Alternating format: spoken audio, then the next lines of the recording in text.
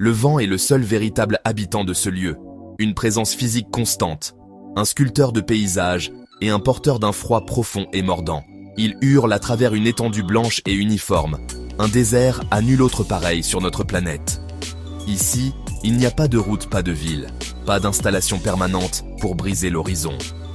Il n'y a que la glace, s'étendant sur des milliers de kilomètres dans toutes les directions. Une couverture d'eau gelée si épaisse qu'elle déforme la croûte terrestre sous elle. Le silence qu'elle garde n'est pas une absence de son, mais une force lourde et palpable qui vous oppresse, vous rappelant votre isolement absolu et total. L'Antarctique est un monde à part, un continent de superlatifs, le continent le plus froid, le plus sec. Notre exploration moderne de l'Antarctique commence souvent de très loin, à des centaines de kilomètres au-dessus de la Terre. Des satellites en orbite polaire scannent en permanence la surface du continent, cartographiant sa topographie et surveillant les changements des calottes glaciaires. De ce point de vue, l'ampleur du paysage est à couper le souffle. Mais parfois, ces yeux orbitaux capturent des images qui suscitent plus que de la science. Elles allument la spéculation. Parmi les champs blancs infinis, certaines photographies révèlent des formes particulières. Il y a des lignes droites qui semblent trop parfaites pour la nature, des angles droits qui suggèrent une construction artificielle, des ombres sombres qui évoquent des murs enfouis ou des pyramides. Les passionnés et chercheurs en ligne examinent ces images, en particulier sur des plateformes comme Google Earth, zoomant sur des anomalies. Ils signalent des sommets de montagnes anormalement symétriques, avec des bords nets et définis, et des faces lisses et triangulaires qui rappellent les pyramides. Ces découvertes sont largement partagées, souvent avec des théories sur des civilisations perdues. Mais la communauté scientifique offre une autre explication, basée sur la géologie. Les géologues expliquent que ce sont très probablement des Nunataks. Sur des millions d'années, le gel et l'érosion éolienne sculptent la roche en forme géométrique. Les lignes nettes et faces planes viennent de cycles de gel-dégel. Le soleil reste bas et projette de longues ombres dramatiques. Une légère crête peut alors paraître comme un mur imposant. Ainsi, où certains voient des ruines, les scientifiques voient des Nunataks et des Sastrugi, ces crêtes parallèles en vagues formées par le vent. Au-delà des images satellites, le mystère de l'Antarctique est approfondi par des histoires humaines. Ce ne sont pas des rapports officiels issus de revues scientifiques, mais des murmures et des témoignages qui circulent en périphérie, partagés à voix basse, diffusés via des vidéos en ligne. Certains de ces récits proviennent d'individus qui affirment avoir fait partie de équipes militaires, contractuels privés. Ils parlent de choses dont on leur aurait soi-disant interdit de parler, de découvertes qui ont été rapidement classifiées et cachées au public. Ces récits décrivent souvent des rencontres avec des phénomènes inexplicables, des cavernes massives et creuses découvertes profondément sous la glace. Ils décrivent des opérations de forage ou des balayages radars qui ont révélé des objets métalliques d'une taille immense, enfouis à des kilomètres sous la surface. Ces récits sont puissants car ils apportent un élément humain au mystère, des expériences tangibles racontées par de prétendus témoins oculaires. Pourtant, ces histoires manquent presque invariablement de preuves vérifiables et publiques. Plusieurs personnalités éminentes ont émergé, des auteurs, des chercheurs indépendants. Ils tissent des récits élaborés de civilisations anciennes, gelées par un changement de pôle cataclysmique. Ils parlent de technologies avancées, d'artefacts dormants, et même de populations survivantes vivant dans des oasis géothermiques sous la glace. Les individus sont difficiles à retracer, leurs références ne peuvent pas être confirmées. Les événements manquent de documentation officielle. Cela conduit à une impasse difficile. Pour les croyants, ce manque de preuves est la preuve d'une dissimulation. Pour les sceptiques, c'est un signe que les histoires ne sont pas vraies. Sans une chaîne de preuves claires, ces récits restent du domaine du folklore. La mythologie moderne d'une Antarctique secrète n'est pas une invention récente. Ses racines sont profondément ancrées dans l'histoire du XXe siècle. L'un des chapitres les plus fréquemment cités est l'expédition allemande de la Nouvelle Souabe de 1938 à 1939. Officiellement, station baleinière et test d'équipement en conditions polaires. L'expédition a cartographié et planté des drapeaux ornés de croix gammées. Pour beaucoup, l'histoire officielle semble incomplète. On suggère un but clandestin, établir un refuge militaire secret, la base 211, caché dans un réseau de grottes chaudes et sans glace. Après la Seconde mondiale, l'opération High Jump 1946-47, dirigée par l'amiral Richard E. Byrd. La plus grande expédition antarctique. Un porte-avions, de nombreux navires, près de 5000 hommes. Objectif officiel, former le personnel, tester l'équipement, consolider la présence américaine.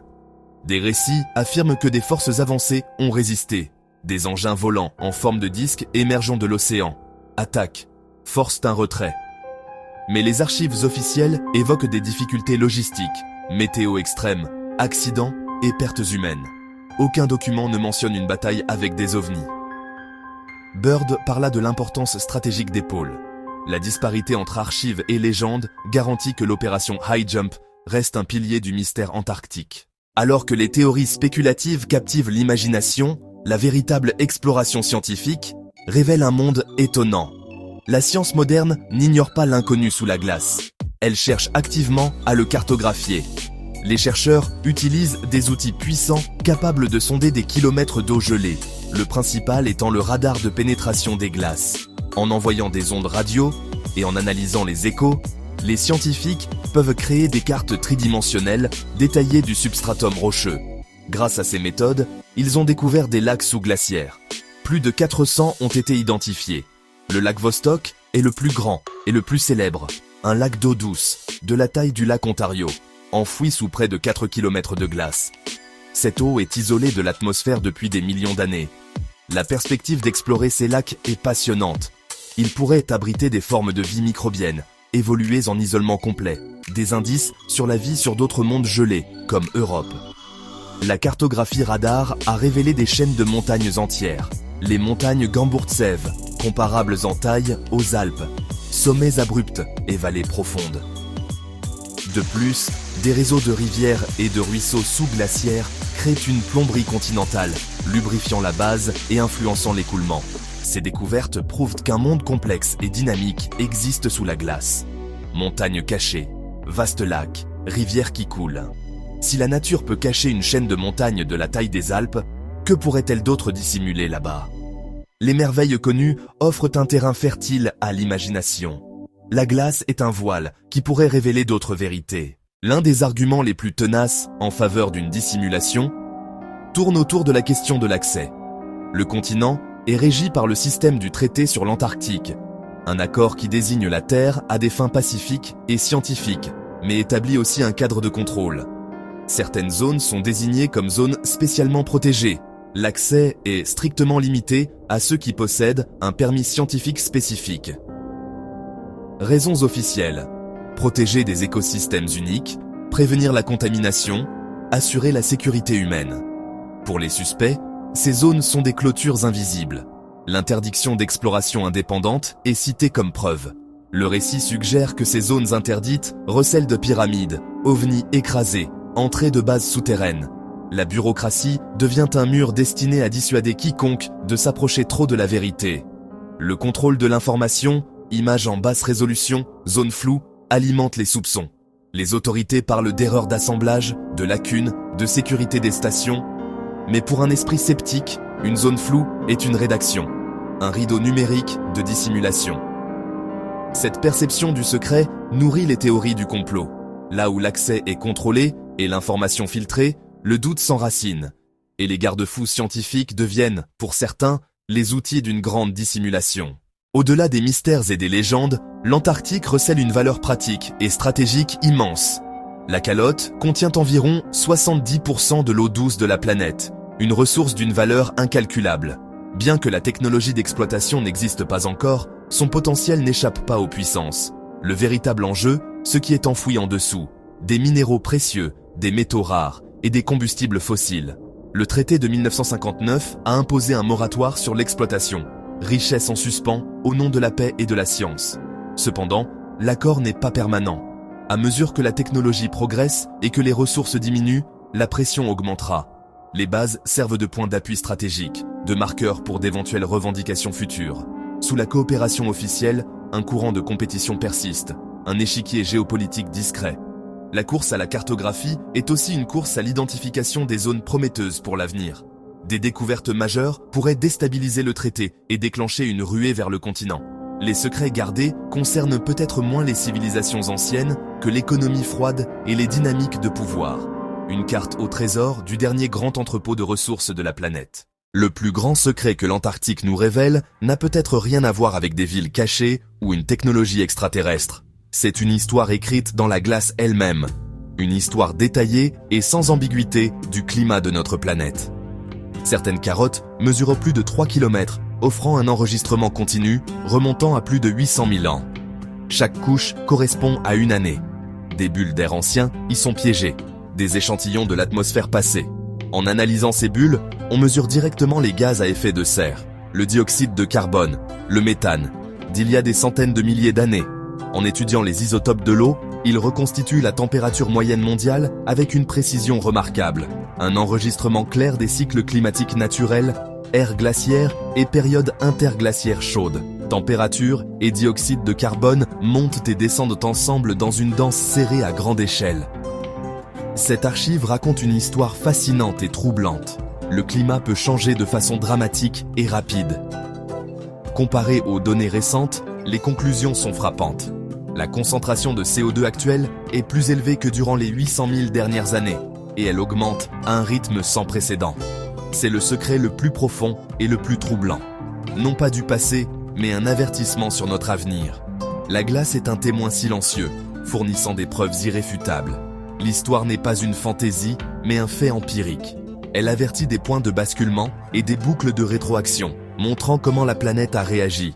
Un message du passé pour nos défis présents. Face aux questions persistantes sur le secret, il est important d'envisager la perspective des scientifiques et des administrateurs.